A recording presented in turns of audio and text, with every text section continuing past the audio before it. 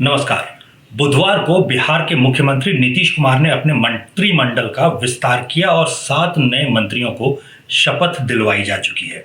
जिन विधायकों को मंत्री बनाया गया है वो हैं जिवेश कुमार, संजय सरावगी, सुनील कुमार, राजू कुमार सिंह, मोतीलाल प्रसाद, विजय कुमार मंडल और कृष्ण कुमार मंटू।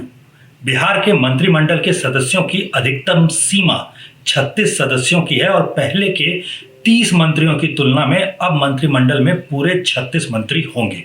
माना जा रहा है कि मंत्रिमंडल के विस्तार में जातिगत समीकरणों को पूरा ध्यान रखा गया है और 36 में से 11 मंत्री अभी सवर्ण हैं। इसमें से 5 राजपूत, 3 भूमिहार, 2 ब्राह्मण और 1 कायस्थ मंत्री हैं।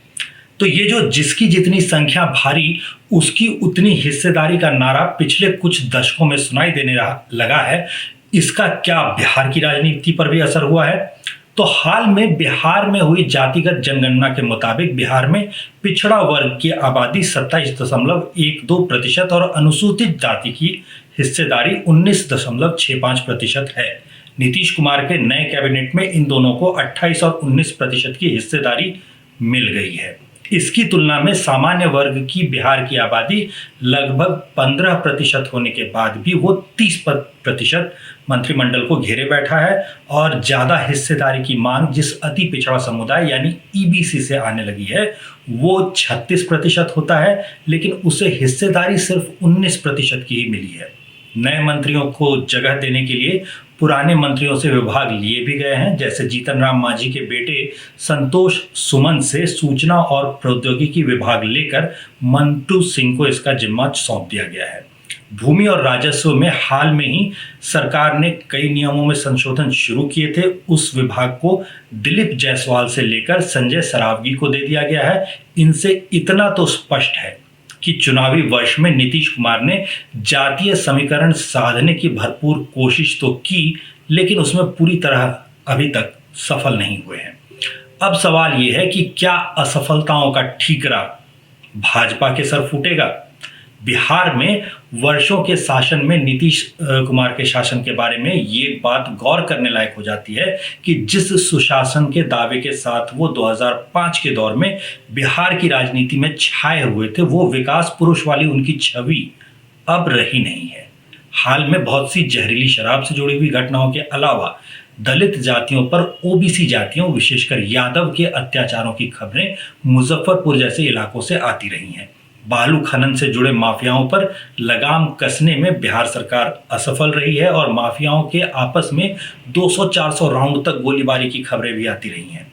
यहां तक कहा जाने लगा है कि बिहार में व्यापार के नाम पर अब केवल अवैध बालू और दारू का व्यापार चल रहा है। अदालतों को दिए गए हलफनामों में पुलिस कबूल चुकी है कि करोड़ों की शराब चूहे पी गए हैं। हाल में एक वीडियो में राजद के एक बड़े नेता कच्चे बनियान में जाम छलकाते हुए नजर आ चुके हैं। जब चुनाव में ऐसी असफलताओं की बात होगी तो ठीकरा किसी न किसी के सर तो फोड़ा जाना है।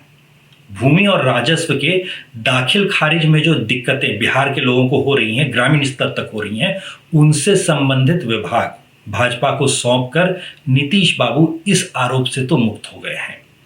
इस राजनीतिक उठापटक के बीच में आपको यह भी देखने लगा होगा कि नीतीश कुमार के सुपुत्र निशांत कुमार तस्वीरों में दिखाई देने लगे हैं। पहले जहां वो राजनीति में उतरने के प्रश्न पर साफ साफ इनकार करते थे, अब वो शर्माते हुए इस प्रश्न को टाल जाते हैं। इसका मतलब ये भी निकाला जा रहा है कि अगले चुनाव में नीतीश कुमार राजद के युवा नेतृत्व और अपने ही खेमे के चिराग पासवान जैसी चुनौतियों के सामने अपने बेटे को उतारेंगे। इस आशय के पोस्टर पटना में जदयू कार्यालय के बाहर दिखने भी शुरू हो चुके हैं।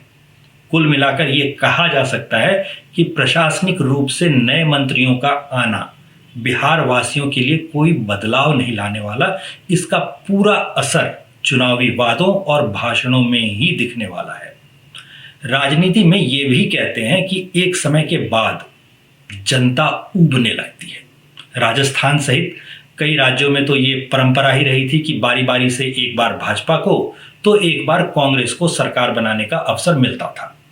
हाल के दशकों में अगर देखा जाए तो ये परिपाटी भी धीरे धीरे टूटने लगी है, इसलिए जनता नीतीश कुमार से ऊब गई है, ऐसा कहना जल्दबाजी होगी।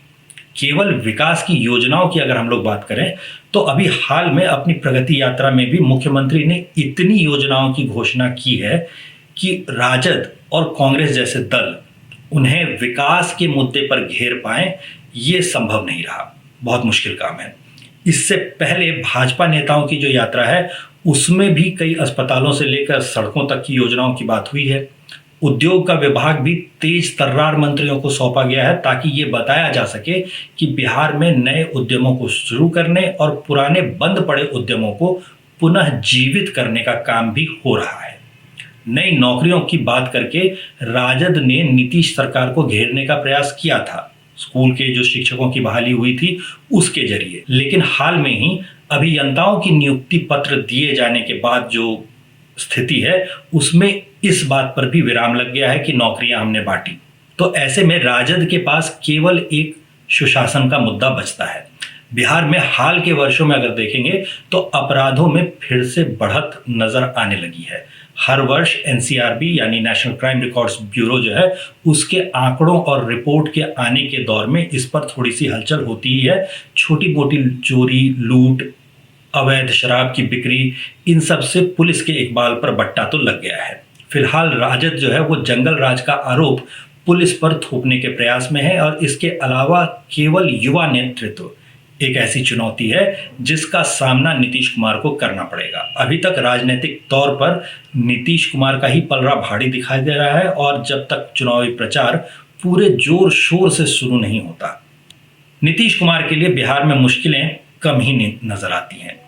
आगे क्या होता है ये हम लोग नजर बनाए रखेंगे। फिलहाल के लिए आज्ञा दीजिए, फिर मिलते हैं। धन्यवाद।